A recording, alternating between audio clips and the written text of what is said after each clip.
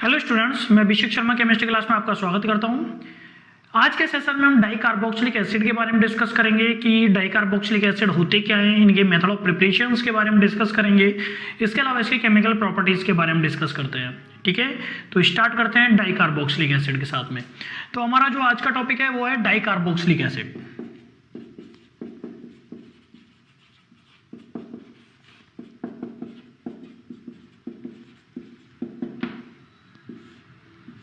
Dicarboxylic acids,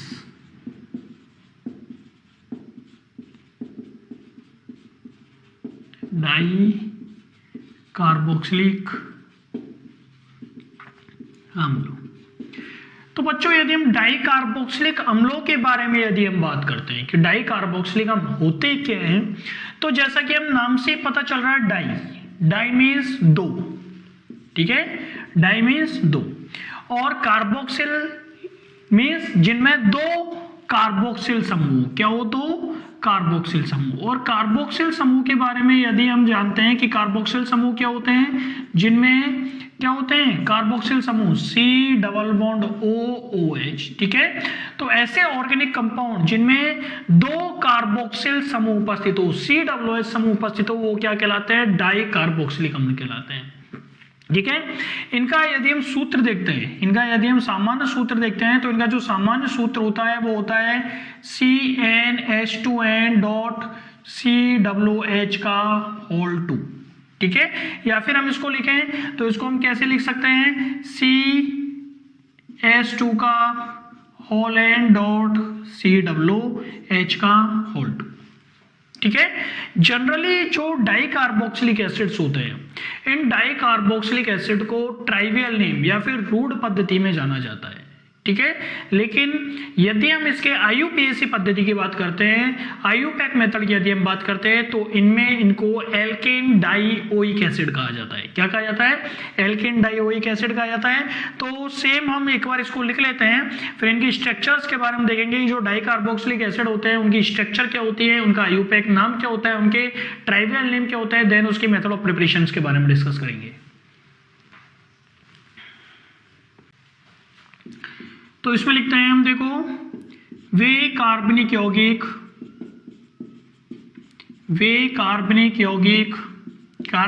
को बोला जाता है ऑर्गेनिक कंपाउंड्स।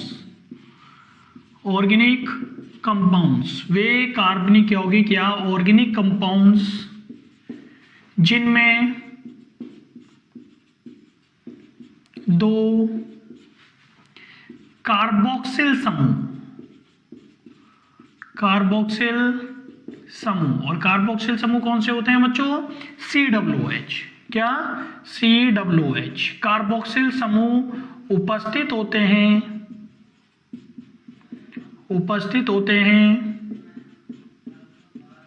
क्या कहलाते हैं, डाइकार्बोक्सिलिक अम्ल कहलाते हैं। क्या कहलाते हैं, डाइकार्बोक्सिलिक अम्ल कहलाते हैं, डाइकार्बोक्सिलिक अम्ल कहलाते हैं। यदि इनके हम जनरल फॉर्मूले की बात करते हैं, सामान्य सूत्र की बात करते हैं, तो जो डाइकार्बोक्सिलिक अम्ल होते हैं इनका सामान्य सूत्र होता है CnH2n.COOH का होल 2। तो इसमें लिख लेते हैं हम, इनका सामान्य सूत्र CnH2n.COOH का होल 2 या CS2 का होल n डॉट CS2 का होल n डॉट COOH का होल 2 होता है। देखो बच्चों, इसको ओपन करेंगे तो भी CnH2n, ठीक है, COOH का होल 2 होता है। ठीक है, एक चीज और लिखेंगे, डाइकार्बोक्सिलिक अम्लों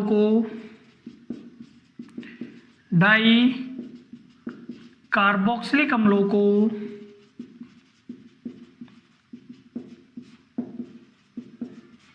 सामान्यतः रूढ़ नामों मीन्स ट्राइवियल नेम या रूढ़ नामों से जाना जाता है।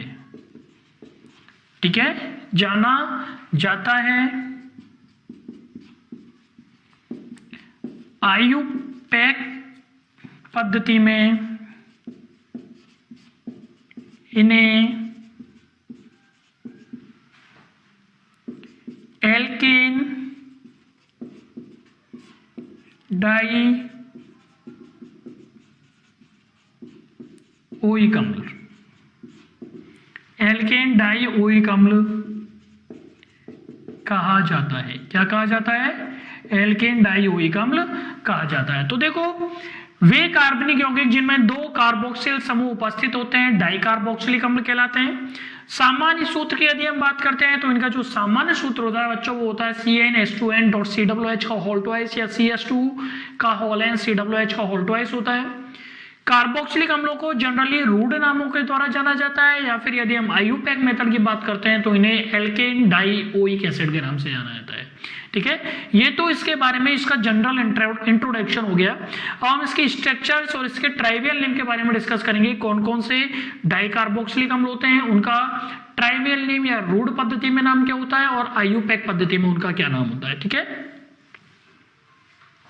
एक तरफ हम लिखेंगे इसकी स्ट्रक्चर, स्ट्रक्चर मीन संरचना, एक तरफ लिखेंगे इसका ट्राइवियल नेम या फिर रूड नेम, रूड नाम, और दूसरा एक तरफ लिखेंगे हम इसके आयुपैक नेम, मीन्स आयुपेसी में इनका क्या नेम होता है। ठीक है, तो सारी चीज लिखेंगे हम। देखो यहाँ पे ये यदि हम फर्स्ट हम देखते हैं COOH, ठीक है, इसको यदि हम देखते हैं ट्राइवियल नेम में इसको हम बोलते हैं ऑक्सैलिक एसिड। क्या बोला जाता है इसको?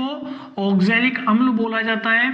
ठीक है, और यदि हम इसका आयुपेसी में यदि हम इसका नाम देखते हैं तो इसका नाम होता है ethane 1,2 die oic acid, ethane 1,2 die oic acid. ठीक है, इसके बाद हम चलते हैं नेक्स्ट पे, तो ये होता है CS2 COOH और COOH। ठीक है, इसका यदि हम ट्राइवियल नेम या रूड नेम देखते हैं, रूड नाम देखते हैं तो इसका नाम होता है मेलोनिक एसिड। क्या नाम होता है? Malonic acid. यदि हम इसका आयुपैक नेम देखते हैं तो 1, 2, 3, ठीक है, propane 1,3 die oic acid, propane 1,3 die oic acid, ये इसका नाम होता है आयुपैक नेम। यदि हम इसमें एक CS2 और बढ़ा देते हैं तो CS2 COOH और CS2 COOH। ठीक है, इसका नाम यदि हम देखते हैं तो ट्राइवियल नेम में इसका नाम हो जाता है सक्सीनिक अम्ल। क्या नाम हो जाता है? Succinic acid. और यदि इसका नाम हम आयुपैक नेम देखते हैं तो इसका हो जाता है butane 1,4 die oic acid, butane 1,4 die oic acid. ठीक है, इसमें हम एक CS2 और बढ़ा देते हैं, मीन CS2 COOH। ठीक है, CS2 COOH और एक और हमने बढ़ा दिया CS2। ठीक है, अब 1 और 5 पे क्या लग रहा है? Dioic acid. इसका नाम जो होता है उसको बोलते हैं ग्लूटेरिक एसिड। क्या नाम होता है? ग्लूटेरिक एसिड, ग्लूटेरिक एसिड बोला जाता है इसको। ठीक है, और यदि हम इसका नाम देखते हैं आयुपैक तो इसका नाम होता है pentane 1,5 dioic acid, pentane 1,5 dioic acid. ठीक है, ये तो आपके नाम हो गए। बाकी जो 1-2 नाम और बचे उनको मैं लिख देता हूं, इसको एक बार मैं साफ करता हूं, इसको आप नोट डाउन कर लीजिए।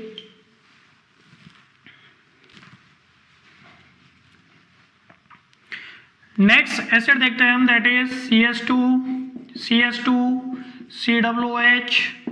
CS2 COOH। ठीक है, इसका यदि हम नाम देखते हैं ट्राइवियल नेम तो इसका नाम होता है एडिपिक एसिड, एडिपिकम। ठीक है, और यदि हम इसका आयुपैक नेम देखते हैं तो इसका नाम होता है hexane 1,6 dioic acid, hexane 1,6 dioic acid. और इसमें एक CS2 और बढ़ा देते हैं, मीन CS2 COOH। ठीक है, और इधर देखेंगे CS2 और COOH। तो इसका नाम हो जाता है पिमेलिक अम्ल, पिमेलिक एसिड। क्या नाम हो जाता है इसका नाम? इसका नाम हो जाता है पिमेलिक अम्ल। और इसका नाम यदि हम देखते हैं तो 1 2 3 4 5 6 7 है, 7 को हेप्टेन बोला जाता है, ठीक है। और पहले और 7 पे क्या है?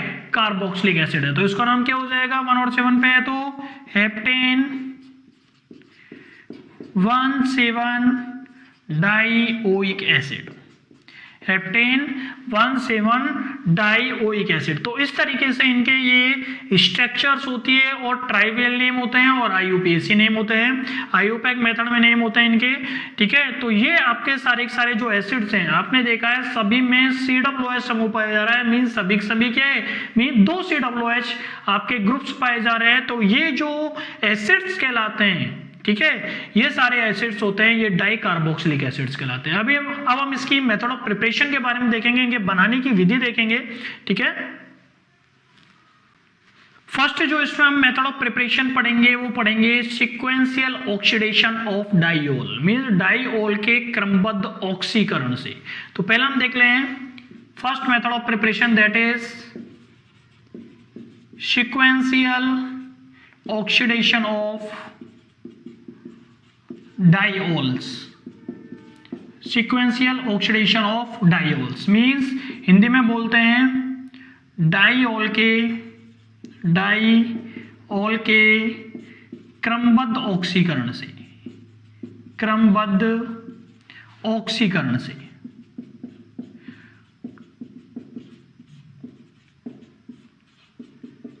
डाइओल के क्रमबद्ध ऑक्सीकरण से, ठीक है।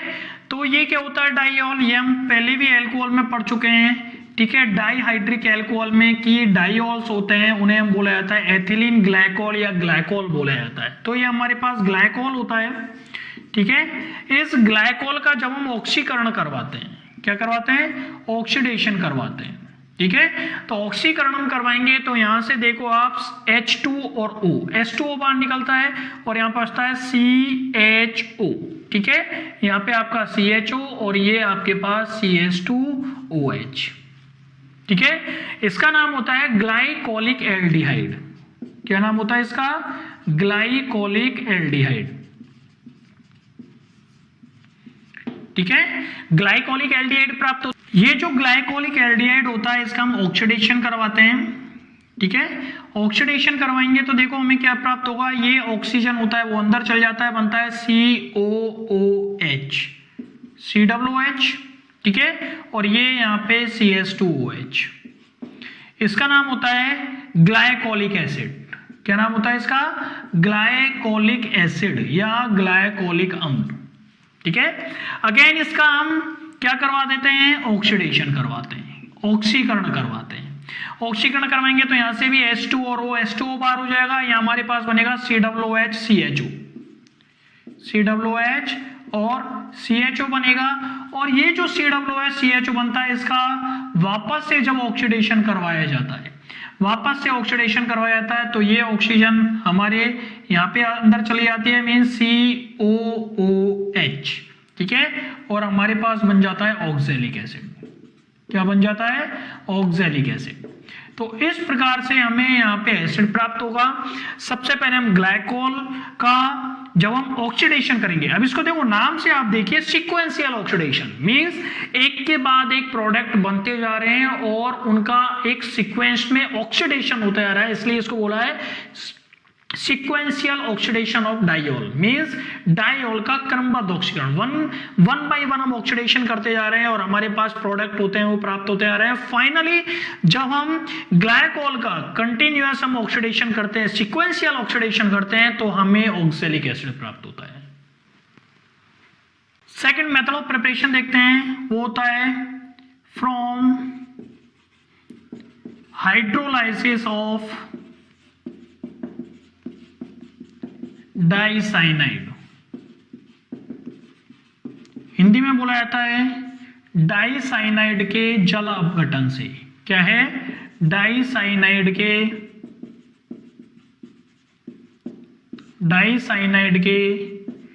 जल अपघटन से। और यदि डाइल साइनाइड के जल अपघटन की यदि हम बात करते हैं तो देखो कैसे बनता है ये हमारे पास होता है CH2Cl, CH2Cl, ठीक है। ब्यूटेन डाई नाइट्राइल बोलते हैं इसको, ब्यूटेन डाई नाइट्राइल, ब्यूटेन डाइनाइट्राइल, या फिर इसका दूसरा नाम होता है सक्सिनोनाइट्राइल, सक्सिनोनाइट्राइल नाम होता है। और इस सक्सिनोनाइट्राइल या ब्यूटेन डाइनाइट्राइल का हम हाइड्रोलाइसिस करवाते हैं 4 वाटर मॉलिक्यूल, ठीक है। तो आप देखो यहां पे क्या होता है, जब इसका कंप्लीट हाइड्रोलाइसिस होगा तो यहां पे देखो हमारे पास 4 दूनी 8 हैं क्या हाइड्रोजन और 4 ऑक्सीजन हैं, ठीक है। तो आप ऐसे करो 6 हाइड्रोजन NH3 के साथ निकाल दो, 2 NH3 अमोनिया, 2 अमोनिया के मॉलिक्यूल्स होते हैं वो बाहर निकल जाते हैं, 6 हाइड्रोजन निकल जाती है और 2 हाइड्रोजन बचती है, 4 ऑक्सीजन बचती है, 2 ऑक्सीजन और 1 हाइड्रोजन इस कार्बन के साथ और 2 ऑक्सीजन और हाइड्रोजन इस कार्बन के साथ लगा दो, आपके पास जो प्राप्त होगा उसका नाम होगा सक्सिनिक एसिड, CH2COOH, CH2COOH नाम होता है इसका सक्सिनिक एसिड, ठीक है। तो जब ब्यूटेन डाइनाइट्राइल का हम हाइड्रोलाइसिस या जल अपघटन करवाते हैं, क्या हो रहा है ये जल अपघटन करवाते हैं तो हमें सक्सिनिक अम्ल प्राप्त होता है। क्या प्राप्त होता है? सक्सिनिक अम्ल प्राप्त होता है। थर्ड वन हम मेथड ऑफ प्रिपरेशन देखते हैं, that is by hydrolysis of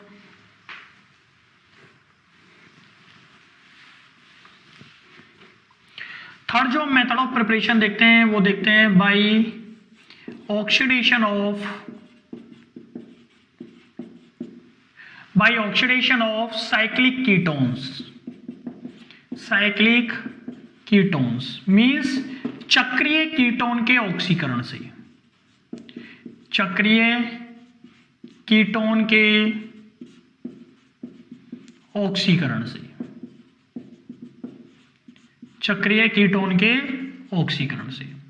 और चक्रीय कीटोन के ऑक्सीकरण से देखो कैसे हमें डाइकार्बोक्सिलिक एसिड प्राप्त होता है। यदि हम चक्रीय कीटोन की यदि हम बात करते हैं तो इस तरीके से हमारे पास साइक्लिक कीटोन्स होते हैं, ठीक है। इसका नाम यदि हम देखते हैं 1 2 3 4 5 कार्बन है और साइक्लिक स्ट्रक्चर है, दैट इज साइक्लोपेंटेनोन,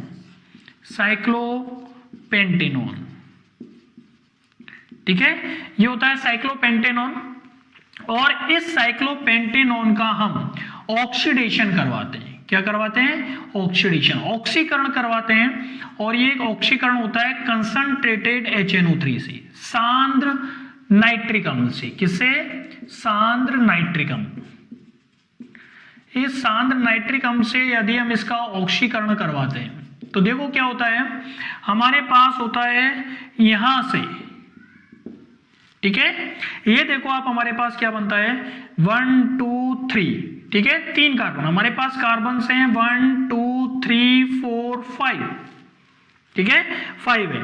अब यदि हम यहाँ पे 5 कार्बन में देखते हैं तो 2 4 6 और 8 हाइड्रोजन है हमारे पास, ठीक है। तो आप देखिए यहाँ पे 8 हाइड्रोजन है तो यहाँ पे आप 1 2 3 ये तीनों तो क्या हो जाएगा CH2 CH2 CH2, ठीक है। ये लिख दिया मैंने CH2 CH2 और CH2, ठीक है। ये कार्बन होगा वो चेंज होगा कार्बोक्सिलिक एसिड में। इस कार्बन के पास 2 हाइड्रोजन है, ठीक है। एक कार्बन और 2 ऑक्सीजन ऑक्सीडेशन से आ जाएगी, ये COOH में चेंज हो जाएगा, ठीक है। और एक हाइड्रोजन इससे, ये वाली हाइड्रोजन यहाँ पे 2 हाइड्रोजन, एक तो इसके काम आ जाएगी COOH हो जाएगा, एक इसके काम आ जाएगी COO और H, ठीक है। यहां से होता है ये हमारे पास होता है, इसका नाम होता है, क्या नाम हो जाएगा इसका? Pentane 1,5 dioic acid. क्या नाम होता है? यदि रूट नाम देखते हैं तो इसका नाम होता है ग्लूटेरिक एसिड। क्या नाम होता है? ग्लूटेरिक एसिड, ग्लूटेरिक एसिड, ठीक है। ग्लूटेरिक एसिड नाम होता है। यदि हम ले लेते हैं यहां पे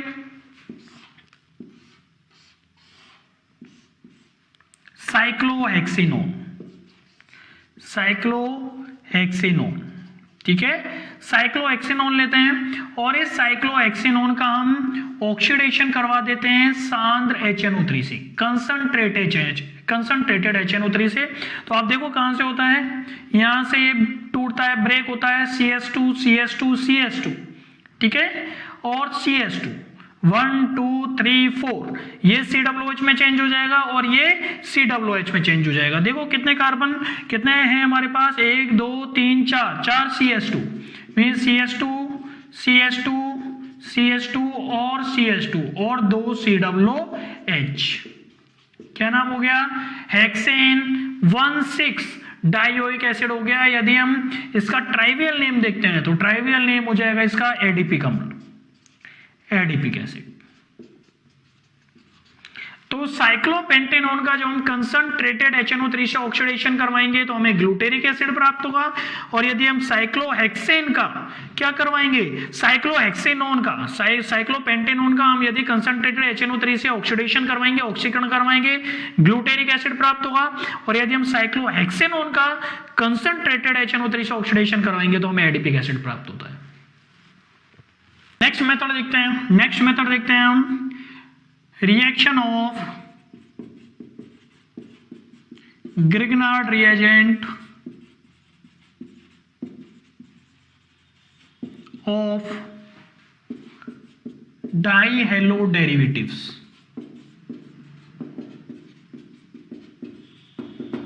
ठीक है, मींस डाई हेलो व्युत्पन्नों के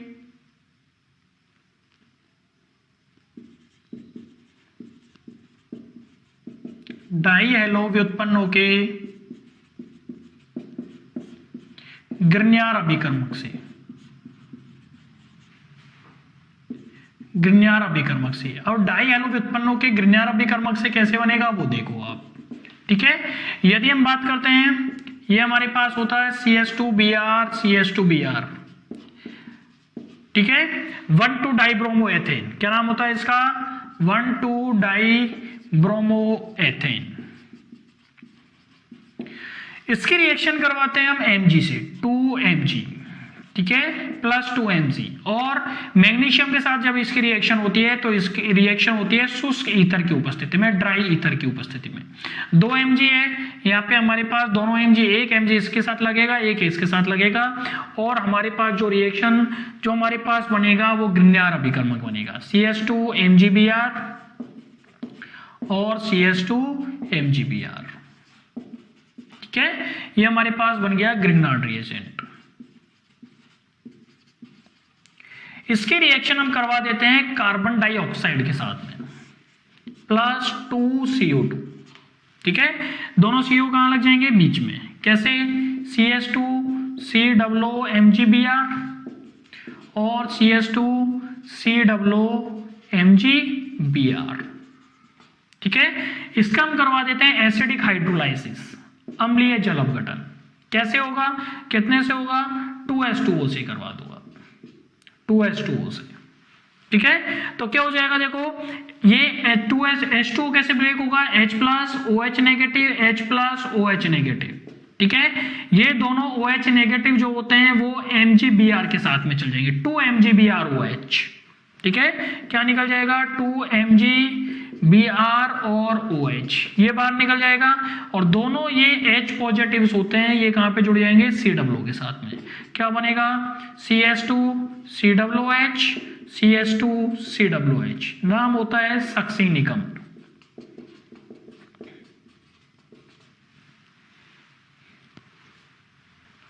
नेक्स्ट मेथड देखते हैं, that is reduction of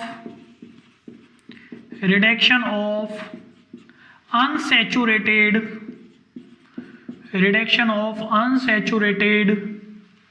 dicarboxylic acid.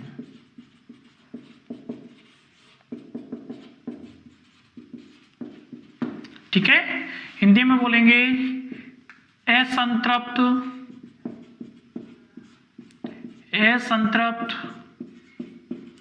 Die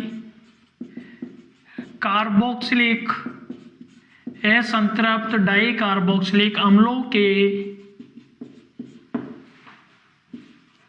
अपचयन से। ठीक है। और असंतृप्त डाई कार्बोक्सिलिक अम्लों के अपचयन से कैसे होता है, अनसैचुरेटेड का मतलब जानते हैं, अनसैचुरेटेड मींस होता है जिनमें डबल बॉन्ड या फिर ट्रिपल बॉन्ड पाया जाता है, दे आर अनसैचुरेटेड, ठीक है। तो यदि हम बात करते हैं CH double bond CH, single bond COOH और COOH, ठीक है, इसका नाम होता है मैलाइक एसिड। इस मैलाइक एसिड का जब हम करवाते हैं रिडक्शन, अपचयन, ठीक है, और अपचयन का मतलब हम जानते हैं एडिशन ऑफ हाइड्रोजन, हाइड्रोजन का जुड़ना, दैट इज कॉल्ड रिडक्शन, अपचयन, ठीक है। अपचयन होता है वो होता है निकेल के द्वारा, निकेल, ठीक है, H2 रिडक्शन, निकेल की उपस्थिति में क्या हो जाएगा, बॉन्ड टूटेगा, एक हाइड्रोजन इसके साथ जुड़ेगा, एक हाइड्रोजन इसके साथ जुड़ेगा, ठीक है, क्या हो जाएगा CH2 COOH और CH2 COOH, नाम होता है succinic acid.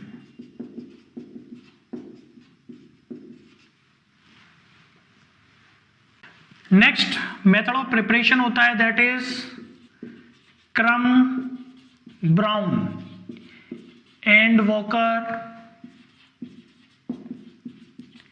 Electrolysis method, electrolysis method,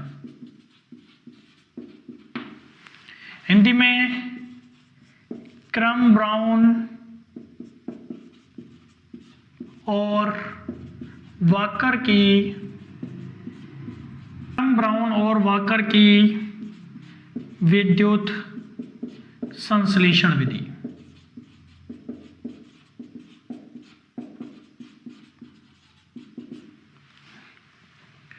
क्या होता है इसमें, देखो ये हमारे पास होता है CH2 COO C2H5, ठीक है, COO और K, ठीक है, इसका नाम होता है पोटेशियम एथिल मेलोनेट। क्या नाम होता है, पोटेशियम। देखो ये होता है एक्चुअली हमारे पास CH2 COOH और CH2 COOH, that is malonic acid, ठीक है। यहां से अपने पास H हटाए, K पॉजिटिव लगाए, यहां से H हटाए और ये C2H5 लगाए, क्या नाम हो गया, that is potassium ethyl malonate. क्या नाम हो गया इसका, पोटेशियम एथिल मेलोनेट। और इस पोटेशियम एथिल मेलोनेट के हम ले लेते हैं दो अणु,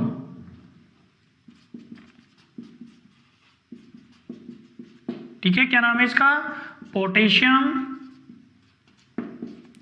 एथिल मेलोनेट।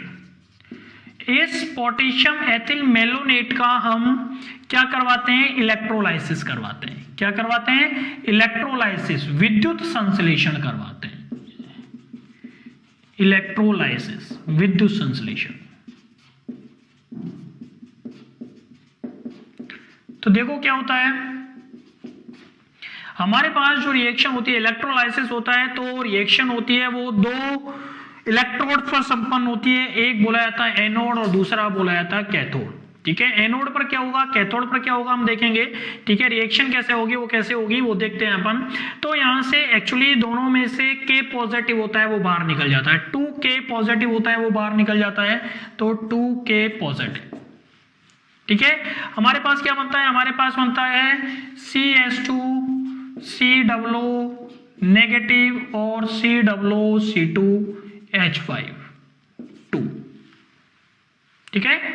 रिएक्शन होती है एक्चुअली एनोड और कैथोड पर होती है, कैसे होती है वो देखते हैं। एक एनोड, एनोड पर क्या होता है वो देखो आप, ठीक है। एनोड पर क्या होता है, एनोड पर हमारे पास हम जानते हैं ऑक्सीडेशन होता है। ऑक्सीडेशन मींस क्या होता है कि इलेक्ट्रॉन का रिलीज, ठीक है, इलेक्ट्रॉन का रिलीज। तो देखो कैसे होता है, यहाँ पे ये 2CH2 COO नेगेटिव और COO C2H5, ठीक है।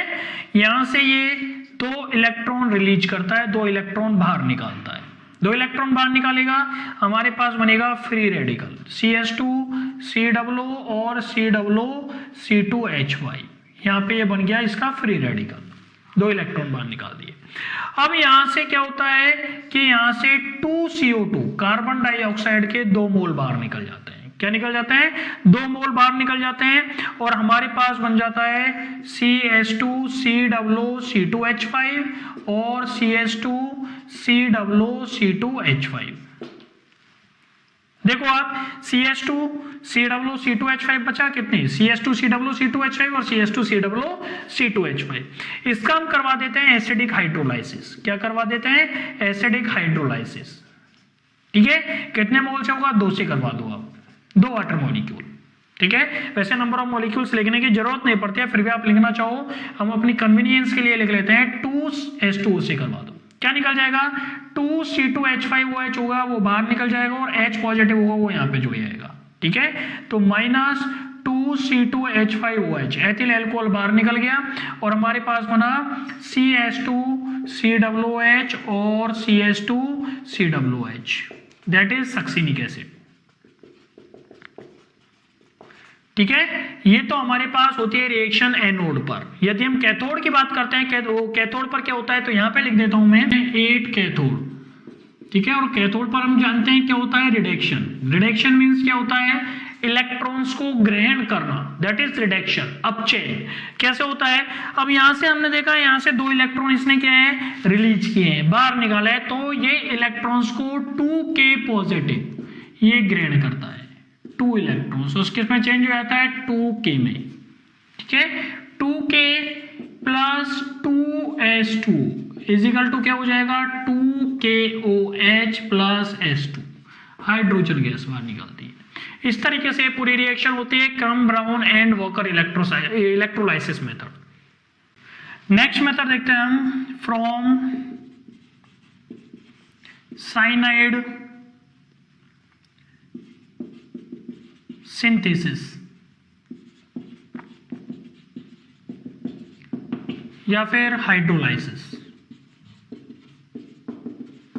साइनाइड संश्लेषण से, या तो आप इसको बोल दो साइनाइड संश्लेषण से या साइनाइड के जल अपघटन से। ठीक है, कैसे होती है रिएक्शन, देखो आप, ये हमारे पास होता है CH2Cl-COOH, क्या नाम है इसका, 2-क्लोरोएथेनोइक एसिड, 2-क्लोरोएथेनोइक एसिड। इस 2-क्लोरोएथेनोइक एसिड की, ठीक है, हम करवाते हैं पोटेशियम साइनाइड के साथ रिएक्शन, KCN, पोटेशियम साइनाइड के साथ रिएक्शन करवाएंगे। पोटेशियम साइनाइड के साथ रिएक्शन करवाएंगे, यहां से K और ये Cl minus KCl, potassium chloride होता है वो बाहर निकल जाता है, हमारे पास जो CN होगा वो यहाँ पे जुड़ जाएगा, क्या हो जाएगा, CH2COOH और ये CN। ठीक है, 2 साइनो और एथेनोइक एसिड हो जाएगा। इसका हम क्या करवाते हैं, एसिडिक हाइड्रोलाइसिस करवाते हैं। क्या करवाते हैं, एसिडिक हाइड्रोलाइसिस होगा, कंप्लीट हाइड्रोलाइसिस होगा, पूर्ण जल अपघटन होता है, और पूर्ण जल अपघटन होगा तो यहां से देखो 2H2O से आप इसका करवा दो कंप्लीट हाइड्रोलाइसिस। ठीक है, 2 दूनी 4, 4 हाइड्रोजन है, 3 हाइड्रोजन, नाइट्रोजन को 2, क्या निकल जाएगा, NH3, और 2 ऑक्सीजन और 1 हाइड्रोजन बचता है वो COOH पे, इस कार्बन पे जुड़ जाता है, CH2COOH और COOH। ठीक है, क्या नाम हो जाता है इसका, इसका नाम हो जाता है मेलोनिक एसिड, मेलोनिकम। बच्चों इसी के साथ हमारे method of preparation of dicarboxylic acid होते हैं वो खत्म होते हैं। डाइकार्बोक्सिलिक अम्लों के बनाने की विधियां कंप्लीट होती हैं। यदि हम इसके फिजिकल प्रॉपर्टीज की बात करें, भौतिक गुणों की बात करते हैं डाइकार्बोक्सिलिक अम्लों के, तो डाइकार्बोक्सिलिक अम्ल होते हैं ये जनरली सफेद क्रिस्टलीय ठोस होते हैं। कैसे होते हैं, ये क्रिस्टल के समान होते हैं ये, और ठोस होते हैं, सफेद क्रिस्टलीय ठोस होते हैं। ठीक है, इनके जो लोअर मेंबर्स होते हैं, ठीक है, लोअर मेंबर जो होते हैं कम कार्बन वाले जो कार्बोक्सिलिक एसिड होते हैं, डाई कार्बोक्सिलिक होते हैं, वो जल में क्या होते हैं, विलय होते हैं, आसानी से सॉल्युबल होते हैं वो। लेकिन जैसे जैसे कार्बन एटम्स की संख्या बढ़ती जाती है, मीन्स अणुभार बढ़ता जाता है, वैसे वैसे इनकी सॉल्युबिलिटी या विलेयता होती है वो कम होती चली जाती है। ठीक है, लेकिन यदि कार्बन एटम्स इनके जैसे जैसे कार्बन एटम्स बढ़ते चले जाएंगे वैसे वैसे इनके गलनांक होते हैं वो इर्रेगुलरली के होते हैं, बढ़ते चले जाते हैं। ठीक है, सम संख्या वाले जो डाइकार्बोक्सिलिक एसिड्स होते हैं उनके जो गलनांक होते हैं वो विषम संख्या वाले डाई कार्बोक्सिलिक एसिड्स की तुलना में क्या होते हैं, अधिक होते हैं। वापस बोल देता हूं कि जो सम संख्या वाले डाई कार्बोक्सिलिक एसिड होते हैं उनके गलनांक विषम संख्या वाले डाई कार्बोक्सिलिक एसिड्स की तुलना में क्या होते हैं, अधिक होते हैं। उसका रीजन एक्चुअली ये होता है कि उनकी संरचना होती है जिगजैग होती है, टेढ़ी मेढ़ी होती है, जिसके कारण वो क्रिस्टलीय संरचना होता है उसमें आसानी से फिट हो जाते हैं। यदि इसके विपरीत यदि हम सॉल्युबिलिटी की बात करते हैं तो विषम संख्या वाले जो कार्बोक्सिलिक एसिड होते हैं जिसमें विषम संख्या में कार्बन एटम्स पाए जाते हैं वो सम संख्या वाले कार्बन एटम्स वाले कार्बोक्सिलिक अम्लों की तुलना में उनकी सॉल्युबिलिटी होती है वो क्या होती है, ज्यादा होती है। तो ये इसकी कुछ फिजिकल प्रॉपर्टीज होती है, ठीक है, इनको देख लेना आप। इसके बारे में यदि हम बात करते हैं तो हम इसके बाद बात करेंगे इसकी केमिकल प्रॉपर्टीज के बारे में। और जनरली इसका जो इफेक्ट देखा जाता है केमिकल प्रॉपर्टीज में, दो जो हमारी बुक में दिया हुआ है वो है इफेक्ट ऑफ टेम्परेचर। केवल एक दिया हुआ है इफेक्ट ऑफ टेम्परेचर की जो डाई कार्बोक्सिलिक अम्ल होते हैं उन पर ताप का क्या प्रभाव पड़ता है, ठीक है, कौन से प्रोडक्ट बनते हैं। तो हम इसकी अब देखेंगे केमिकल प्रॉपर्टीज।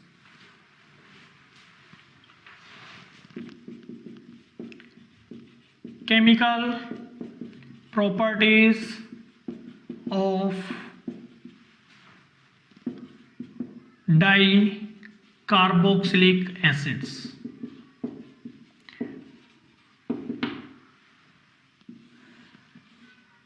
डाइकार्बोक्सिलिक अम्लों के रासायनिक गुणधर्म या केमिकल रिएक्शंस, रासायनिक अभिक्रियाएं। केमिकल प्रॉपर्टीज में हम जो देखेंगे वो देखेंगे effect of temperature, effect of temperature,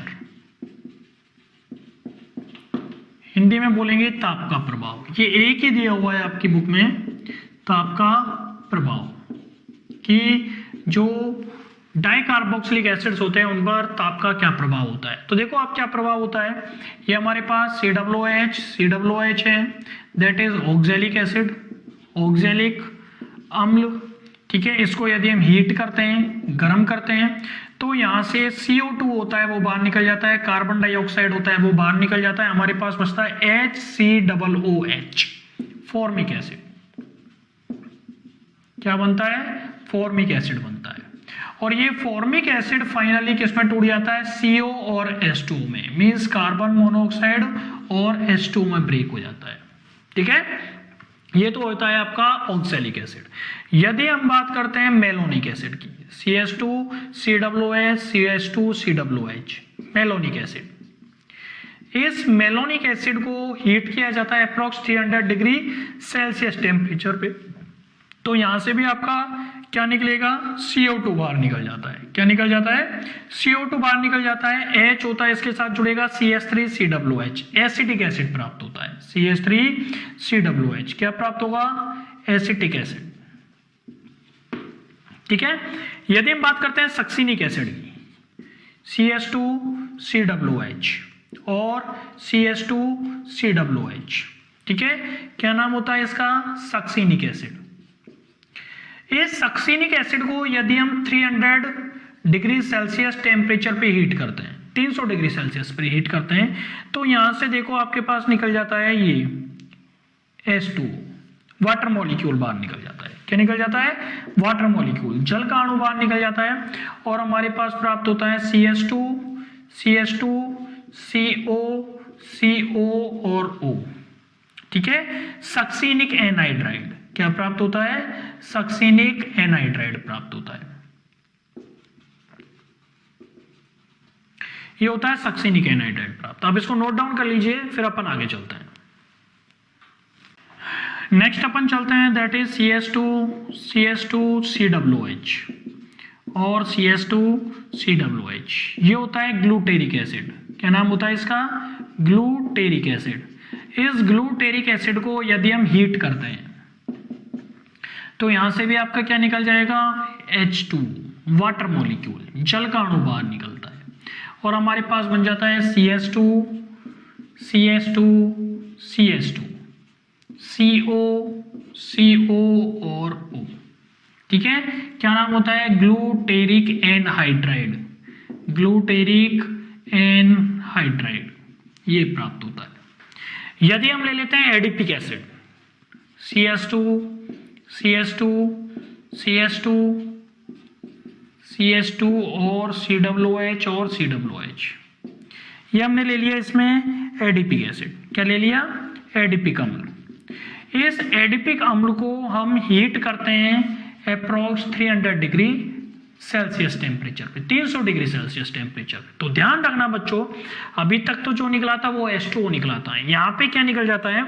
यहाँ पे एक तो ये CO2 और एक H और OH, ठीक है। एक तो CO2 कार्बन डाइऑक्साइड मॉलिक्यूल निकलेगा और एक H और OH ये मॉलिक्यूल निकलेगा, ठीक है। तो क्या बनेगा हमारे पास? ये निकल गया एक तो CO2 और एक निकलेगा यहां से H2 और हमारे पास बनेगा CH2 CH2 CH2 और CH2 और देखो यहां पे क्या बचा? CO,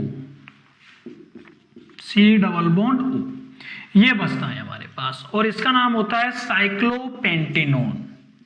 साइक्लोपेंटेनोन, ठीक है, ये बचता है। यदि हम ले लेते हैं पिमेलिक एसिड, क्या होता है पिमेलिक एसिड? CH2 CH2 CH2 और COOH, CH2 CH2 और COOH, इसका नाम होता है पिमेलिक एसिड। इस पिमेलिक एसिड को भी यदि हम हीट करते हैं 300 डिग्री सेल्सियस टेम्परेचर पे, तो यहां से भी क्या निकलेगा? CO2 और ये यहां से H और ये OH, माइनस CO2 और माइनस H2, एक कार्बन डाइऑक्साइड मॉलिक्यूल और एक H2O वाटर मॉलिक्यूल होता है बाहर निकलेगा और हमारे पास बनेगा देखो CH2 CH2 CH2 CH2 CH2, ठीक है। इसके अलावा हमारे पास बना C डबल बॉन्ड O, ठीक है। कितने कार्बन है? 1 2 3 4 5 6। क्या नाम हो गया? इसका नाम होता है साइक्लोहेक्सेनोन। सामने लिख देता हूं इसका नाम, साइक्लोहेक्सेनोन। क्या नाम होता है? साइक्लोहेक्सेनोन। तो ये बनता है कि जब हम सक्सिनिक एसिड को हीट करते हैं, ठीक है, तो सॉरी ऑक्सैलिक एसिड को हीट करते हैं तो हमारे पास फॉर्मिक एसिड बनता है और वो फाइनली CO और H2O में टूट जाता है। यदि हम बात करते हैं दूसरे पे मेलोनिक एसिड की, तो उसमें हमें प्राप्त होता है एसिटिक एसिड। सक्सिनिक एसिड की यदि हम बात करते हैं तो उसे हमें सक्सिनिक एनहाइड्राइड प्राप्त होगा। यदि हम उसके आगे की बात करते हैं, ग्लूटेरिक एसिड की बात करते हैं, तो ग्लूटेरिक एसिड का जब हम हीट करेंगे तो ग्लूटेरिक एसिड को हीट करने पर हमें ग्लूटेरिक एनहाइड्राइड प्राप्त होगा। यदि हम बात करते हैं एडिपिक एसिड की, तो एडिपिक एसिड को यदि हम हीट करेंगे तो साइक्लोपेंटेनोन प्राप्त होगा। और यदि हम बात करते हैं पिमेलिक एसिड की, तो पिमेलिक एसिड को जब हम हीट करते हैं तो हमें साइक्लोहेक्सेनोन प्राप्त होगा, ठीक है। ये आपका इफेक्ट ऑफ टेम्परेचर है ऑन डाइकार्बोक्सिलिक एसिड। इसी के साथ बच्चों हमारी जो केमिकल प्रॉपर्टीज होती हैं वो खत्म होती है, ठीक है। नेक्स्ट जो लास्ट पार्ट आपका इस कार्बोक्सिलिक एसिड का बचा है उसे हम कल डिस्कस करेंगे। तब तक के लिए thank you, thanks a lot.